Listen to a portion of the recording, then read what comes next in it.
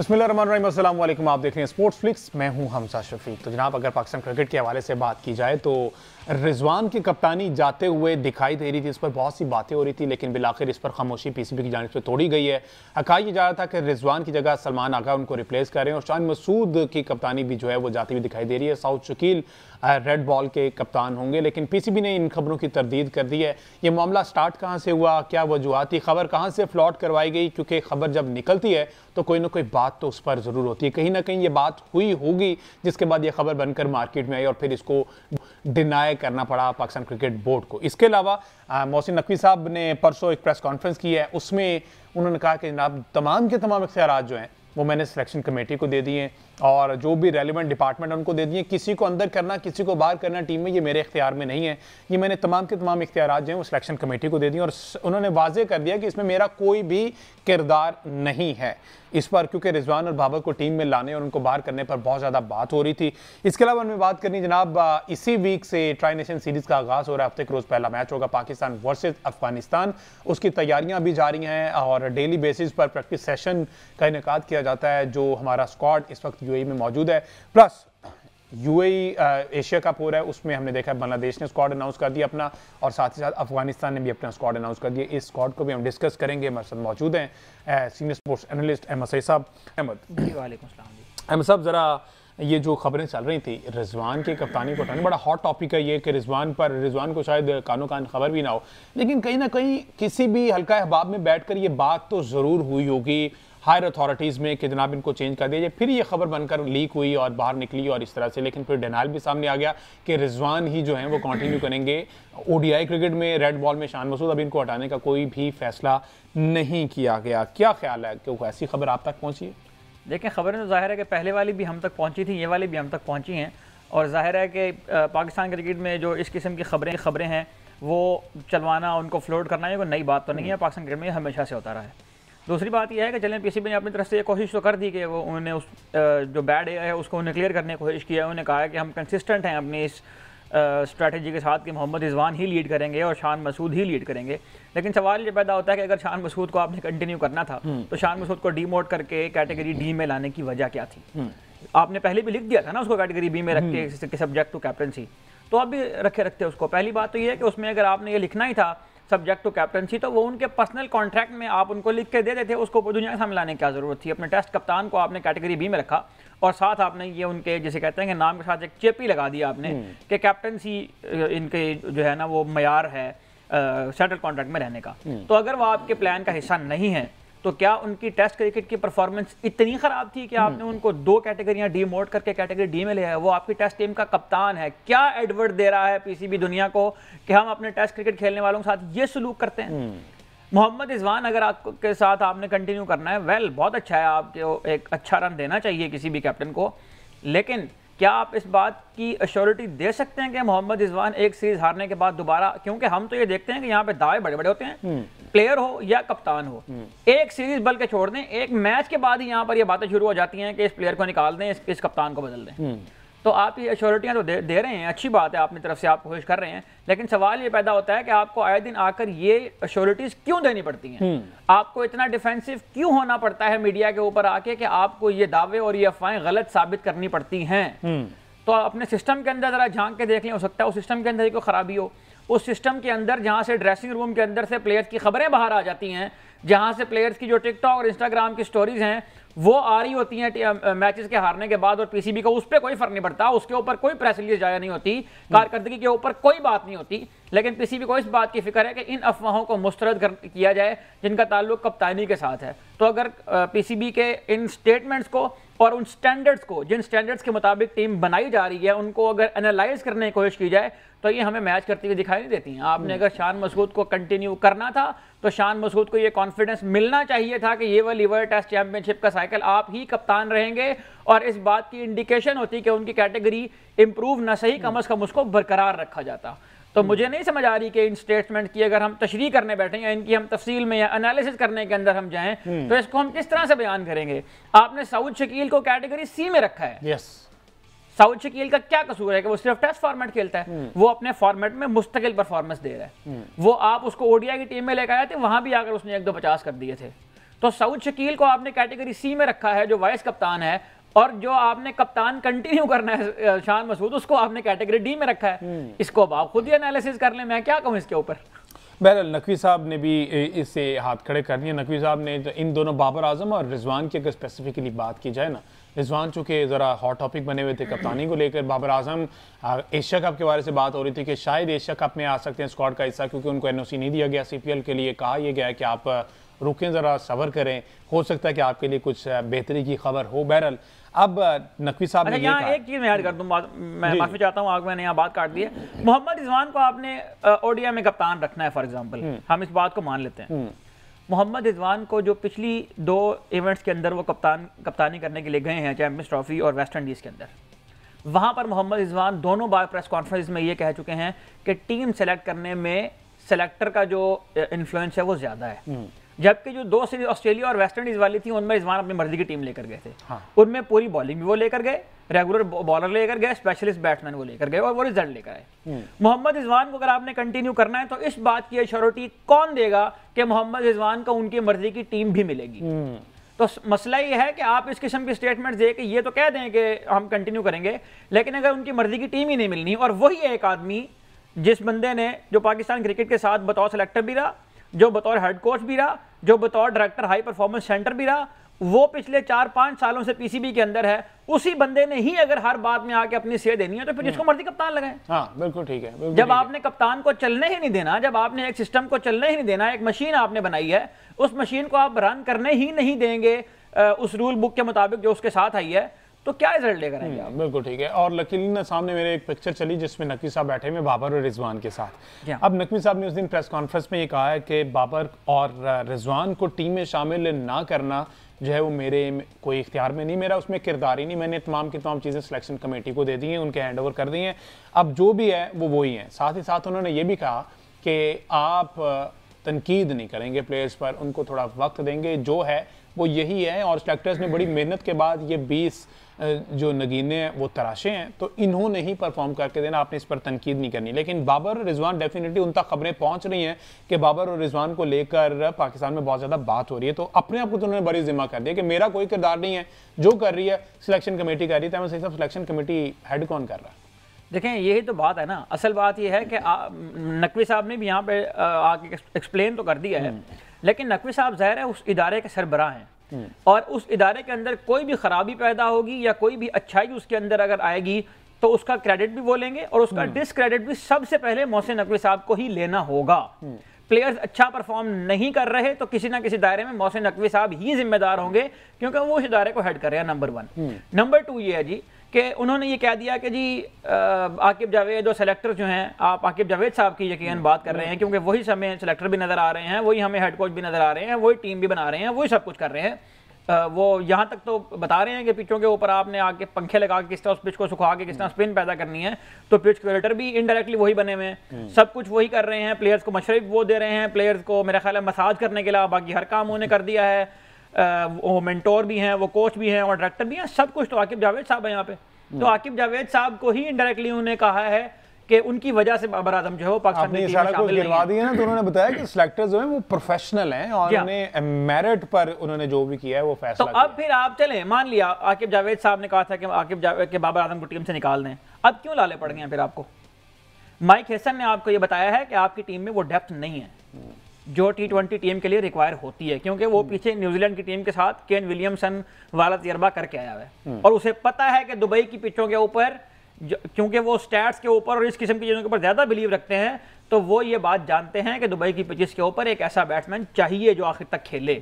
यहाँ पर ये नहीं चलेंगे सो कॉल्ड स्ट्राइक रेट वाले बैट्समैन जिनके अपने स्ट्राइक रेट 104, 115 और 117 के हैं। तो स्ट्राइक रेट पे निकाला था ना बाबर आजम को, तो निकाल दिया, तो फिर अब लाले क्यों पड़े हुए? मसला ये है कि स्पॉन्सर्स ने ये कहा है कि बाबर आजम के बगैर पाकिस्तान की टीम अगर जाएगी तो पाकिस्तान की टीम नहीं बिकेगी।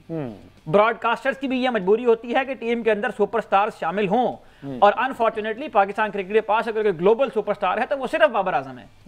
तो आकिब जावेद साहब के कहने पर अगर बाबर आजम को ड्रॉप किया गया था तो फिर पीसीबी मूव ऑन क्यों नहीं कर जाता? क्यों नहीं दिया आपने बाबर आजम को कैरेबियन प्रीमियर लीग का एनओसी?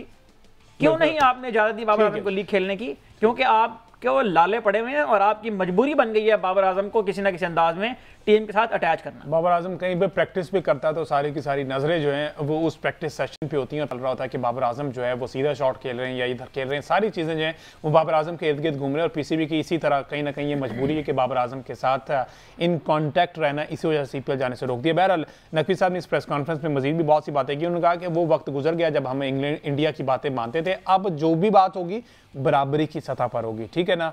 अब ये लाइन खींच दी गई नकवी साहब की जानिब से और उम्मीद करते हैं कि इस पर हम इस स्टैंड लेंगे और आने वाले आगे जितने भी चेयरमैन आएंगे वो भी इसी स्टैंड को कंटिन्यू करेंगे जब तक उधर से कोई लचक नहीं दिखाई देती। पाकिस्तान क्रिकेट बोर्ड को भी लचक नहीं दिखानी चाहिए। मुझे एक ब्रेक लेना, ब्रेक के बाद वापस आते हैं, कंटिन्यू करते हैं। स्टे विद अस।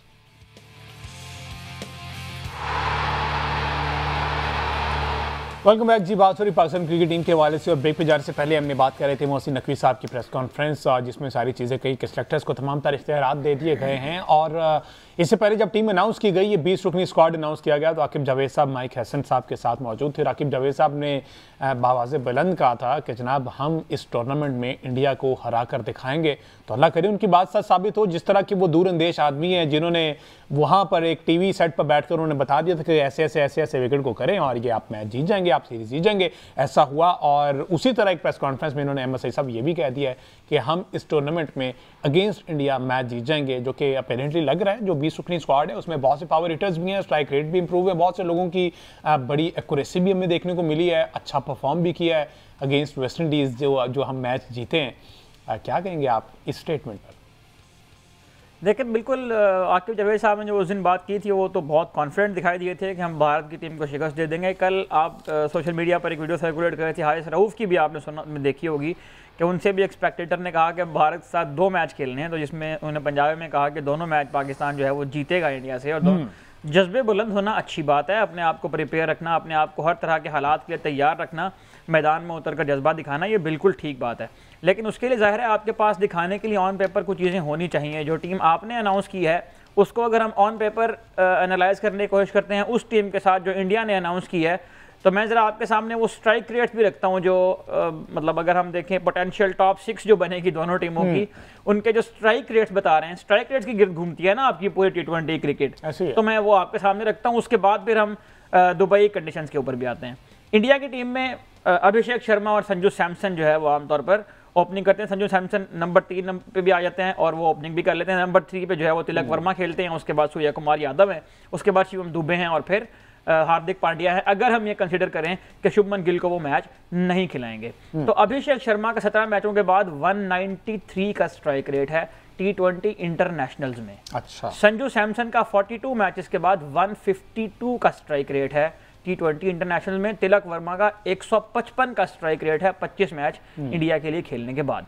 सूर्य कुमार यादव ने 83 T20 मैचेस खेले हैं जिनमें उनका स्ट्राइक रेट 167 का है और इन 83 मैचेस में ये 146 छक्के जो है वो लगा चुके हैं T20 इंटरनेशनल्स के अंदर। शिवम दुबे ने 35 मैच खेले हैं, 140 का इनका स्ट्राइक रेट है, 31 की इनकी बैटिंग एवरेज है T20 इंटरनेशनल में। हार्दिक पांड्या ने 114 मैच खेले हैं और 141 का इनका स्ट्राइक रेट है, 95 सिक्सेस ये लगा चुके हैं हार्दिक पांड्या और साथ ही ये 94 विकेट्स भी हासिल कर चुके हैं।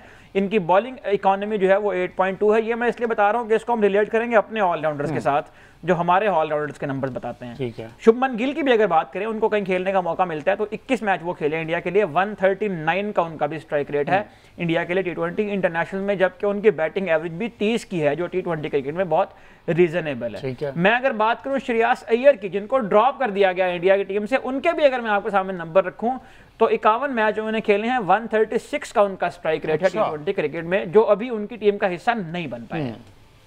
अब आ जाए पाकिस्तान की टीम के ऊपर जो आपने टीम सेलेक्ट की है और आपको बहुत शौक था इनके स्ट्राइक रेट्स इंप्रूव करवाने का, उसके लिए एक कैंप आपने अलग से लगवा दिया था छक्के मारने के लिए। साइम अयूब ने पाकिस्तान के लिए 36 मैचेस खेले हैं जिनमें 137 का स्ट्राइक रेट उनका है, लेकिन उनकी बैटिंग एवरेज सिर्फ 22 की है T20 इंटरनेशनल में।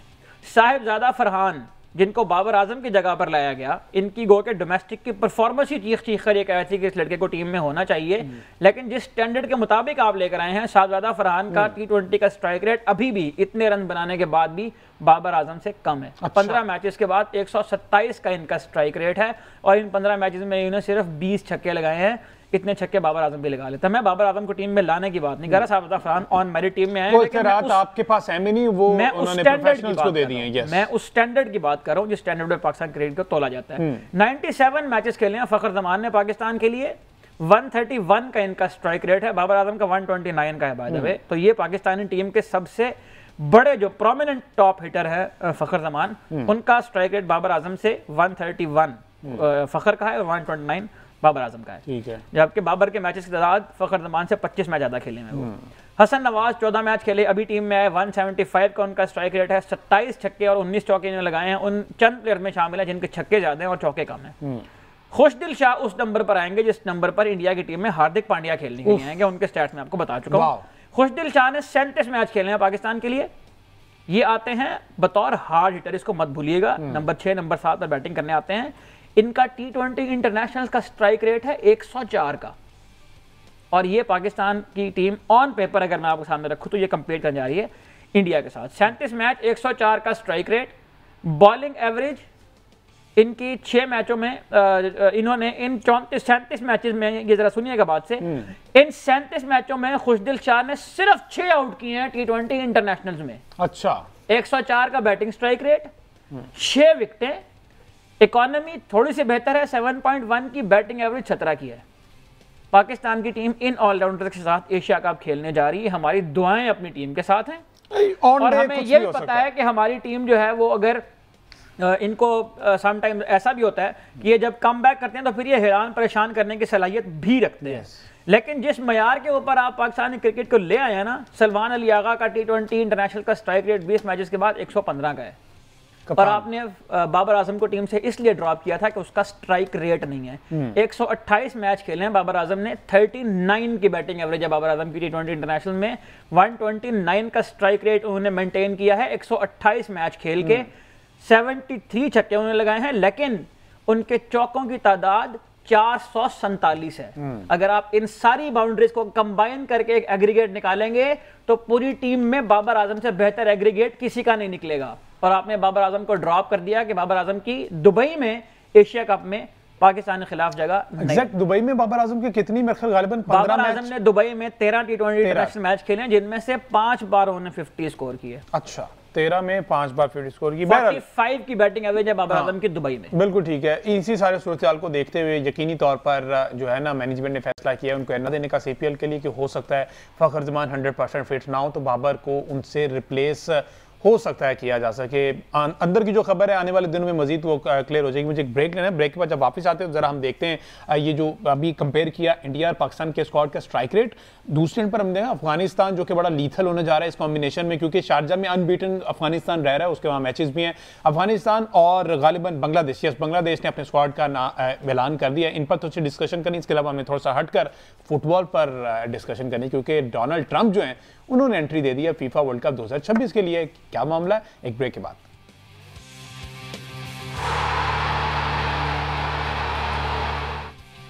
वेलकम बैक जी। बात हो रही थी क्रिकेट के हवाले से, अब थोड़ी सी बात कर लीजिए फुटबॉल के हवाले से, क्योंकि सदर डोनाल्ड ट्रंप ने जो है वो डेट्स का ऐलान कर दिया। जो ड्रॉ की तकरीब है उन्होंने कहा कि 5 दिसंबर को वाशिंगटन के John F candy centre for the performing arts में होगी। ये भी बता दिया गया कि 2026 का जो वर्ल्ड कप है वो कहाँ को 13 मैचेज जो है मैक्सिको और कनाडा में होंगे, जबकि वर्ल्ड कप के बकिया मैचेज अमेरिका के 11 शहरों में होंगे। बहरहाल अहमद साहब, ट्रंप साहब कहीं पे भी पीछे नहीं रह रहे, तो इसमें भी उन्होंने जो मेरे ख्याल फीफा के सदर थे उनको साथ बिठाया हुआ था और ये प्रेस कॉन्फ्रेंस की है। देखें, जाहिर है डोनाल्ड ट्रंप ने अमन का जो नोबेल इनाम है वो तो किसी ना किसी से जीतना ही है ना उन्होंने। लेकिन डोनाल्ड ट्रंप जो है, अगर हम उनके बैकग्राउंड की तरफ भी जाएं तो उनके बहुत ज़्यादा दिलचस्पी है स्पोर्ट्स के अंदर, यहाँ तक कि वो NFL की एक टीम को भी ओन करते हैं। अच्छा, जो नेशनल फुटबॉल लीग है अमेरिका की। ये फुटबॉल बाय द वे उस फुटबॉल से डिफरेंट होती है जो आमतौर पर दुनिया में खेली जाती है। ये जो खबर जिसकी तरफ आपने इशारा किया है, फीफा का जो वर्ल्ड कप है 2026 में जिसका इनेकाद होने जा रहा है, उसको होस्ट करना है अमेरिका ने मैक्सिको और कनाडा के साथ मिलकर। इस वर्ल्ड कप की खास बात यह है कि इसमें पहली बार टीमों की तादाद 32 से बढ़ाकर 48 कर दी गई है। तो इसमें 48 टीमें जो है वो शरीक होंगे। जो मैच की तादाद आपने बताई है ये भी मामूल से ज़्यादा है। तो 11 शहरों का इंतखाब किया गया है यूएसए के अंदर, और कनाडा और मेक्सिको भी जो है वो 13-13 मैचेस की मेज़बानी करेंगी। उसकी जो ट्रॉफी की अनवीलिंग है उसके लिए जो बाकायदा तकरीब एक की जाएगी वो तो ज़ाहिर है कि वाशिंगटन में की जाएगी जब ड्रॉज का ऐलान किया जाएगा। अभी फीफा के जो प्रेसिडेंट हैं इन्फेंटिनो साहब वो पहुंचे हैं व्हाइट हाउस में डोनाल्ड ट्रंप साहब से मुलाकात करने के लिए, और वहां पर उन्होंने उनको ट्रॉफी पेश की और बहुत दिलचस्पी का इजहार किया डोनाल्ड ट्रंप ने बतौर अमेरिकन प्रेसिडेंट इस इवेंट को होस्ट करने में। अभी एक महीना कबल जो है फीफा ने क्लब वर्ल्ड कप का इनेकाद किया था। इसमें दुनिया के प्रोमिनेंट क्लब्स ने भी शिरकत की थी। English Premier League club Chelsea ने उसको विन किया था। उसकी भी जो ट्रॉफी की सेरेमनी थी उसमें भी डोनाल्ड ट्रंप खुद शरीक हुए, ट्रॉफी उन्हें आकर प्रेजेंट की, और ये भी कहा जा रहा है कि उसका एक मेडल भी शायद वो चुरा कर लेके साथ मेडल तो मैंने सुना ट्रॉफी जो है वो रिप्लेस कर दी गई थी शायद, कि ट्रॉफी उन्होंने अपने पास रख दी थी और डुप्लीकेट ट्रॉफी थमा दी गई थी, ऐसी कोई बात इस तरह की काफी सारी चीजें जो है वो हो जाया करती हैं बड़े बड़े शहरों में। हो गया। तो डोनाल्ड ट्रंप साहब जो है वो काफी दिलचस्पी रखते हैं स्पोर्ट्स के इवेंट को होस्ट करवाने में, और अगले साल व्हाइट हाउस में एक बॉक्सिंग का इवेंट भी उन्होंने रखा है किसी यादगार तकरीब को कमेमोरेट करने के लिए। व्हाइट हाउस जो है जहाँ पर अमेरिकन प्रेसिडेंट जो है वो रिहाइश पजीर होते हैं। तो डोनाल्ड ट्रंप का इस हवाले से एक बहुत रिच किरदार रहा है स्पोर्ट्स के अंदर भी, और अब फीफा जो वर्ल्ड कप करवाने जा रहा है अगले साल 2026 में उसको भी अमेरिका ने होस्ट करना है। उसकी तैयारियों का आगाज़ जो है उन्होंने अभी से कर दिया है, और इसके ज़रिए वो दुनिया को भी ये पैगाम देना चाहते हैं कि जो खेल होते हैं वो ज़ाहिर है कि अमन की तरफ लेकर जाने में बहुत रोल प्ले करते हैं। इससे जो हमारे हमसाए हैं उनको भी सबक सीखना चाहिए कि उनका जो सबसे बड़ा इत्तेहादी है वो खेलों के जरिए दुनिया को अमन का पैगाम दे रहा है, और ये खेलों के जो इवेंट्स हैं उनका अपनी जो ये जिद है उसकी वजह से। ये वर्ल्ड कप 2026 किस मंथ से शुरू हो रहा है? ये कोई डेट्स अभी तक सामने आई है या फिर ड्रॉज के बाद? की जो डेट्स हैं वो डिसाइडेड होती हैं कि 10 जून को ये शुरू होगा और 10 जुलाई को इसका इख्तिताम किया जाएगा। जो कतर में वर्ल्ड कप हुआ था 2022 का, उसको मौसम की वजह से नवंबर और दिसंबर में करवाया गया था, लेकिन आमतौर पर ये होता है कि जून और जुलाई के महीने के अंदर ये वर्ल्ड कप खेले जाते हैं। 10 जुलाई को फीफा वर्ल्ड कप का फाइनल होता है जिसको पूरे दुनिया में लोग जो है वो सेलिब्रेट करते हैं। बिल्कुल ठीक है। लेट्स सी जी इस पर फर्दर जो भी डेवलपमेंट होती हैं यकीनी तौर पर बात करेंगे, और फुटबॉल चूँकि अब ट्रंप साहब की नज़रें इस पर हो गई हैं तो इसकी बेहतरी के लिए कुछ ना कुछ देखेंगे डेफिनेटली, और दीगर स्पोर्ट्स पर भी वो आप खासी नज़र रखें क्योंकि उन्हें नोबेल जो प्राइज़ है वो चाहिए, और उसके लिए उन्होंने वोटिंग भी करा दी और बहुत से ममालिक ने उनका साथ दिया कि ट्रंप साहब को जो है वो मिलनी चाहिए। तो उन्होंने कहा क्यों ना जाते जाते खेल का सहारा भी ले ली जाए, ये स्पोर्ट्स कार्ड भी खेला जाए। तो इस वजह से ट्रॉफी उनको पसंद आई थी, वो उन्होंने देखी भी, फुटेज भी आपने देखी है। साथ ही साथ मेडल जो है कहीं ना कहीं उन्होंने चुरा लिया, इस बारे जो है वो खबरें जो हैं वो भी हमारे सामने आई। बहरहाल मुझे दीजिए इजाज़त, आपसे मुलाकात होगी अगले शो में। अल्लाह हाफ़िज़।